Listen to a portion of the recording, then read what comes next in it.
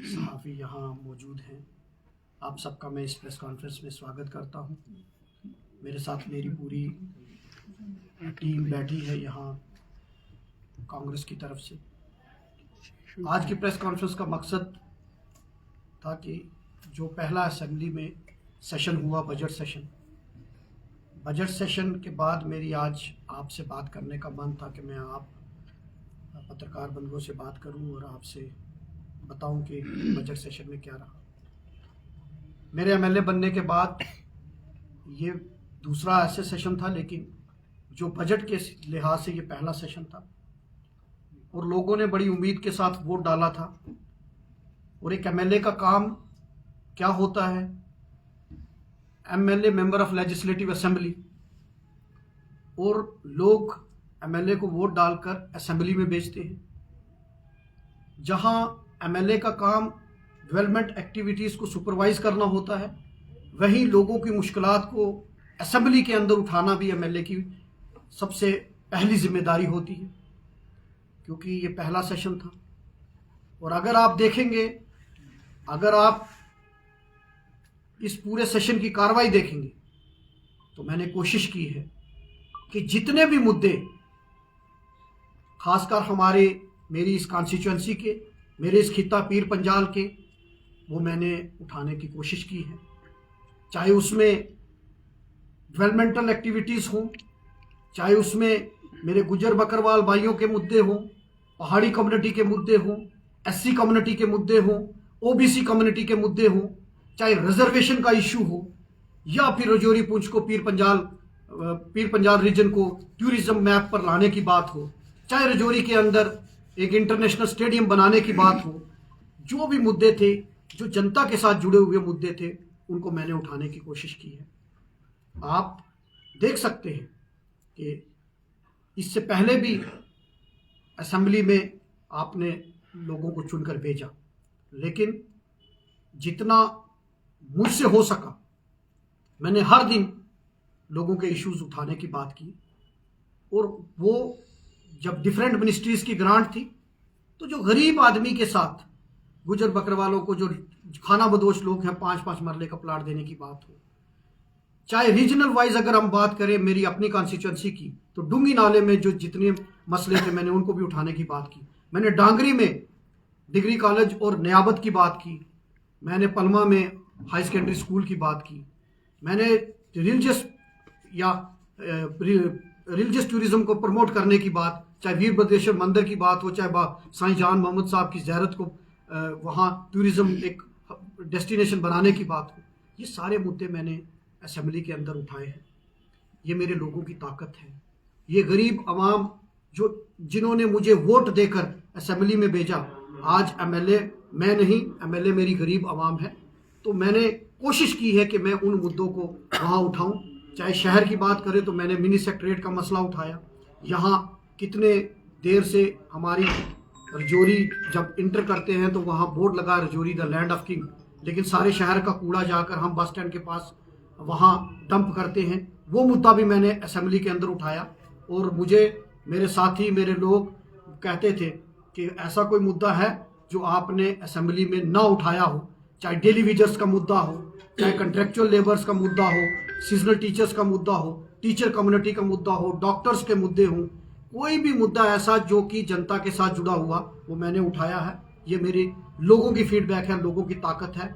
और मैं आगे भी आपको यकीन दिलाना चाहता हूं कि मैं आगे भी इस तरह के मुद्दे जो जनता के साथ जुड़े हुए हैं उनको उठाऊंगा। आज मेरी प्रेस कॉन्फ्रेंस करने का एक मकसद और भी था, क्योंकि ये मेरा पहला सेशन था और मैंने कोशिश की कि हर मुद्दे को उठाया जाए।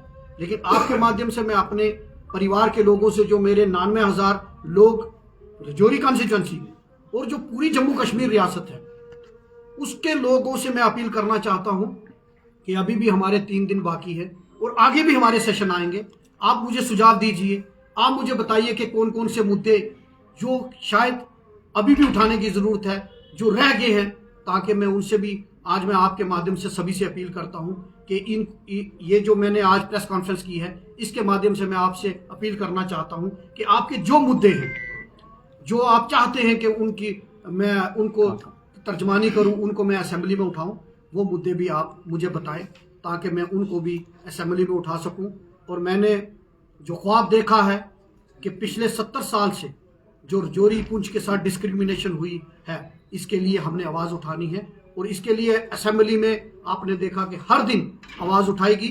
मुझे एक बड़े सीनियर लीडर ने कहा कि आपको हर रोज़ टाइम कैसे मिलता है, कोई स्पेशल कांग्रेस का टाइम है या फिर क्या, किस तरीके से मैनेज करते हैं। मैंने उनसे कहा कि अपने लोगों के लिए चाहे मुझे किसी से लड़ना पड़े, चाहे मुझे किसी के आगे हाथ फैलाने पड़े, चाहे किसी के आगे कुछ भी करना पड़े, मैं अपने लोगों की आवाज़ बनने के लिए पूरी कोशिश करूंगा कि मैं उनकी रहनुमाई और उनकी तर्जुमानी कर सकूं। मैं आप में से हूं। मैं फिर एक बार आपसे अपील करूंगा कि जो मुद्दे रह गए हैं उनको भी आप मेरे नोटिस पे डालें ताकि मैं उनको भी उठा सकूं। आप किसी का कोई सवाल है तो वो जल्दी में 3-4 सवाल है। सर, एक तरफ जहाँ बात कर रहे हैं डेली वेजर सड़कों पर हैं और एहतजाज कर रहे हैं सैलरी को लेकर, दूसरी तरफ असेंबली के अंदर एमएलए कह रहे हैं कि हमारी सैलरी बढ़ाई जाए। इस तरह देखते हैं आप? जमशेद साहब, आपने मेरा इंटरव्यू नहीं सुना होगा। जिस दिन मेरे मीडिया चैनल आप जैसे भाई किसी ने मुझसे पूछा कि आप सैलरी के अंदर डिस्कशन हो रही है तो आपका इस पर क्या विचार है, तो मैंने ऑन द रिकॉर्ड कैमरे के अंदर ये बात बोली थी कि पहले मेरे डेली वेजर्स की सैलरी बढ़ाओ। पहले जो 9,000 रुपया ले रहा है वो कैसे पूरे महीने का गुजारा करता है, पहले उनकी बढ़ाओ। Casual labour, daily wager, NYC, इन लोगों की सैलरी बढ़ाओ जो 2,500, 3,000, 5,000 और 9,000 के ऊपर काम कर रहे हैं। उसके बाद आप जिस मर्जी की बढ़ाओ, मुझे कोई एतराज़ नहीं है। और मेरा पर्सनली ज़ाती ये तो मानना है कि पहले मेरे daily wagers, casual labour, MNREGA workers, इनकी सैलरी बढ़ाओ, उसके बाद आप एमएलए की बढ़ाओ। और इस पे मेरा पॉइंट क्लियर है, मैंने तो मीडिया में आके कहा है। एमएलए साहब, जिस तरह से बजट सेशन जो है हुआ है, इस बजट सेशन से काफ़ी लोगों को उम्मीदें थी, जैसे जो वायदे चुनाव से पहले सरकार ने किए थे, राशन देने की और सिलेंडर देने की, उसके बाद रोज़गार देने की, तो पूरे वो वायदे तो अभी पूरे नहीं हुए हैं। कुछ हद तक जो है वो शुरुआत कह रहे हैं, उमर अब्दुल्ला साहब की शुरुआत की है, लेकिन विपक्षी दल कह रहे हैं कि शुरुआत में ही जो है वो खोट है, यानी शुरुआत ये अच्छी नहीं हुई है। क्या कहेंगे आप? देखिए, मैंडेट जो मिला वो 5 साल का मिला है, वादे 5 साल में पूरे करने हैं।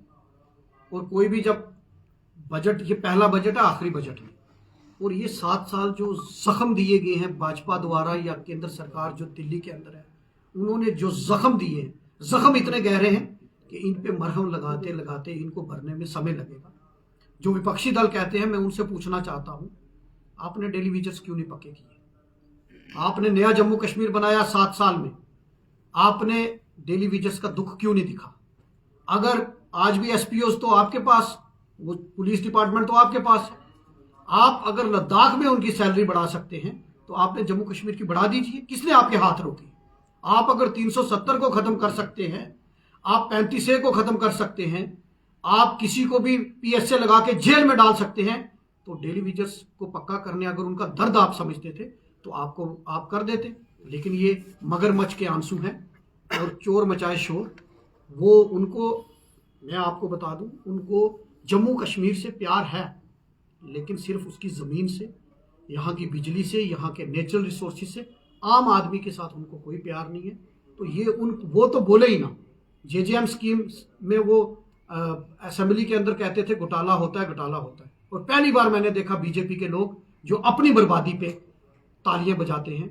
नौकरियां ले गए यूपी बिहार वाले, सारे ठेके ले गए यूपी बिहार वाले, और ये करते हैं अखंड भारत, अखंड भारत। ये अपने बच्चों की बर्बादी पर तालियां बनाते हैं। इनके बारे में क्या बात करें? आपने मिनी स्टेट की बात की, जम्मू कश्मीर की यूटी में हर जिला में जो है मिनी स्टेट बन गया। किस किस्म की एश्योरेंस आपको मिली और कब तक ये काम मिनी स्टेट का स्टार्ट होगा? देखिए, बड़ी बदकिस्मती है कि 22 डिस्ट्रिक्ट हैं, 22 डिस्ट्रिक्ट में 21 डिस्ट्रिक्ट में मिनी सेक्रेटरीट बना, लेकिन यहाँ कुछ राजनीति का शिकार हो गया, कुछ लोगों की कम सोच की वजह से ये मिनी सेक्रेटरीट कंप्लीट नहीं हो सका। मैंने हर फोरम पे इसकी बात की है। अब ये है क्योंकि पिछले जो 10 साल के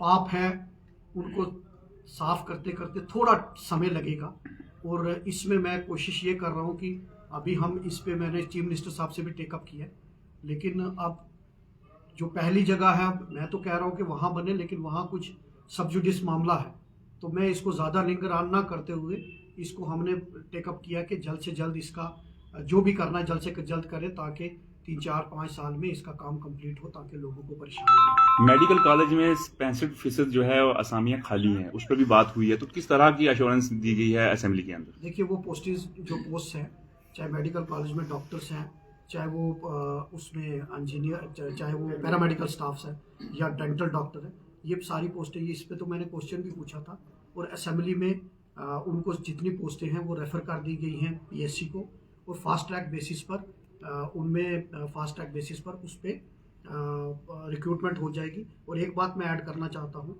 जब हमारी प्री बजट कंसल्टेशन मीटिंग हुई थी जम्मू के अंदर, तो मैंने वहाँ चीफ मिनिस्टर साहब और हमारे बाकी दीगर एमएलए भी थे, मैंने वहाँ एमआरआई और कैथ लैब की बात की थी कि हमारा कैथ लैब और एमआरआई की शदीद ज़रूरत है। अगर कैथ लैब एमआरआई होती तो हमारे बडाल के लोग यहाँ से जम्मू रेफ़र ना होते, और यहाँ जितने रेफरल हैं वो एमआरआई ना होने की वजह से, और जो हार्ट अटैक होता है हर दिन हम अपने नौजवान अपने बुजुर्ग खो देते हैं क्योंकि कैथ लैब में टेस्ट नहीं होते यहाँ ना होने की वजह से। और मैं सरकार का मशहूर हूँ कि उन्होंने कैथ लैब भी जो दी है और बजट के अंदर, और एमआरआई की फैसिलिटी भी दी है। और मैं आपको यकीन दिलाना चाहता हूँ कि अभी भी पिछले दिनों मैंने हेल्थ डिपार्टमेंट की रिव्यू मीटिंग ली थी, उस रिव्यू मीटिंग में मैंने कुछ डिसीजन हमने लिए थे, उसमें कुछ जीआर हमने, क्योंकि डॉक्टरों की जब तक परमानेंट डॉक्टरों की कमी पूरी नहीं होती तब तक हम जूनियर डॉक्टर्स की रिक्रूटमेंट 24 डॉक्टर हमने रिक्रूट किए हैं, और उनको भी हमने डिफरेंट डिपार्टमेंट में, क्योंकि सबसे ज़्यादा रश इमरजेंसी में है, उसके बाद गायनी में है, उसके बाद पेडियाट्रिक और फिर मेडिसिन में, तो ये उसमें भी हमने किया है। अभी पेडियाट्रिक्स में भी मैंने भाटिया साहब को बोला, कुछ डॉक्टर्स वहाँ अपॉइंट किए हैं, और ये इसको स्मूथन करने के लिए, स्ट्रीमलाइन करने के लिए हम पूरी कोशिश करेंगे। मतलब कौन से बड़े प्रोजेक्ट है जो आने वाले समय में आप करने जा रहे हैं शहर का, जो बड़ा प्रोजेक्ट? देखिए बहुत सारे प्रोजेक्ट तो बहुत, मेरा विजन तो बहुत है, और जिस जगह मैं बैठा हूँ, हम यहाँ जिस कॉन्फ्रेंस हॉल में आप अभी प्रेस कॉन्फ्रेंस कवर कर रहे हैं, आज भी हमारे पास 4 कमरे हैं इस डाक बंगले में। अगर आपको भी बैठना पड़ता है तो आपको बैठने की जगह नहीं है, तो मैंने यहाँ सर्किट हाउस बनाने की बात की है, क्योंकि यहाँ टूरिज़्म तभी होगा जब अच्छी हम अकोमोडेशन किसी को दें। बाहर से टूरिस्ट आएगा तो अगर अच्छी अकोमोडेशन नहीं होगी तो कहाँ हो? तो एक तो ये, और दूसरा एक अल्टरनेट पाथ। अभी आप देखेंगे कि अगर आप दराली ब्रिज से नीचे की तरफ आएंगे तो हमारे पास एक ही ख्योरा वाली रोड है, अगर वो रोड ब्लॉक हो जाएगी तो हमारा कनेक्शन कट हो जाएगा। तो ऐती से सीधा जो अल्टरनेट पाथ, जो अब बेला ब्रिज, बेला पुल से बेला बस स्टैंड के साथ से सीधा न्यू बस स्टैंड को कनेक्ट करे, ये एक फ्लाईओवर बनाने की बात चल रही है उस पर। और दूसरा, यहाँ इंटरनेशनल स्टेडियम, मैंने हाउस के अंदर भी बात की, अगर इंटरनेशनल स्टेडियम क्रिकेट का बन जाता है तो मुझे उम्मीद है कि यहाँ के सारे मसले हल होते हैं। एक जो हमारा स्टेडियम है ऊपर, इसमें भी 2500 रुपया लिया जाता था, वो भी मैंने हाउस के अंदर बात उठाई है।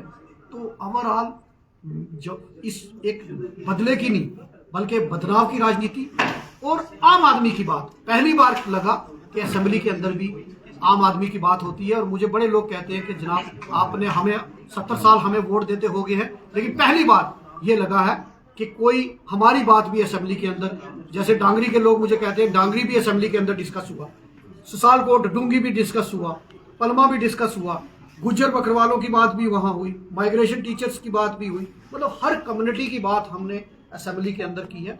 और एक एमएलए का काम भी यही होता है कि असेंबली के अंदर वो बात करे, ताकि वहाँ जितने इश्यूज हैं वो वहाँ उठा सकें।